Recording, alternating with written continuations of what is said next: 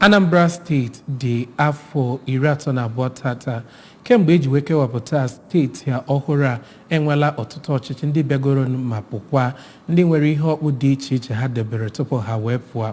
Ọ bụ n'akụkọ pụrụ iche nke a ka ndị ọrụ Igba ji wee gagharịa wee mata ka ọnọdụ si wee wetakwuru wee nye ọnọdụ akụnụba nke Anambra Steeti ọhụrụ a kemgbe afọ 1991. Ngozi Obileri nọ n'isi akụkọ a.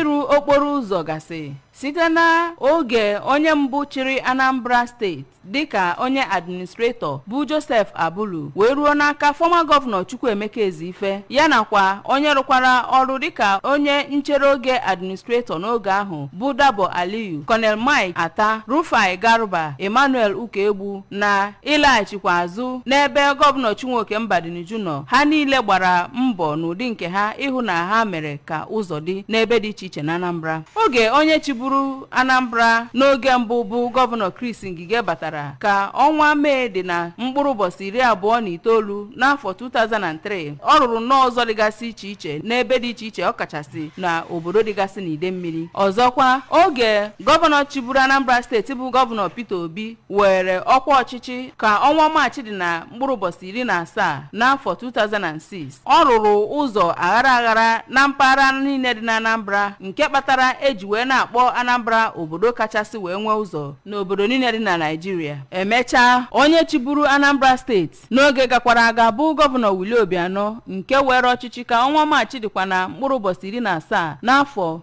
2014 bidoro rụwakwa ụzọ, rụọ akwa mmiri ma rụkwazi akwa ngafe nke bekee kpọrọ flyover 3 n'Ọka. N'ụbọchị tata ka Anambra gbara afọ 32, enwere nnukwu ihe dị iche n'ihe gbasara ọrụ ụzọ na Anambra dịka onye kọmishọna na-ahụ maka ọrụ ngo na Anambra bụ Injinia Ifeanyi Okeọma si wee kọwapụta. N'aka nke ya ka onye isi ọchịchị nchere oge nke okpuru ọchịchị oyi bụ Maazị Emmanuel Nweke kọwara na ịga n'ihu wee rụọ ụzọ karịrị 100 kilomita 3 n'otu afọ abụghị obere ihe, ọkachasị n'ebe ọ bụ na ya bụ ụzọ niile a na-arụ bụ nke bụ ọkpọkọpị bụ nke gọvanọ Soludo na-arụ ugbu a. Onye isi ọchịchị nche oge ọzọ nke okpuru ọchịchị Idemmili North bụ Chief Chuks Brown Igbanua kọwapụtara ọtụtụ ihe emepụtagoro n'ihe gbasara ụzọ bụ nke ọchịchị nọ ugbu a na Anambra na-eme. Abụ m Ngozi Obileri.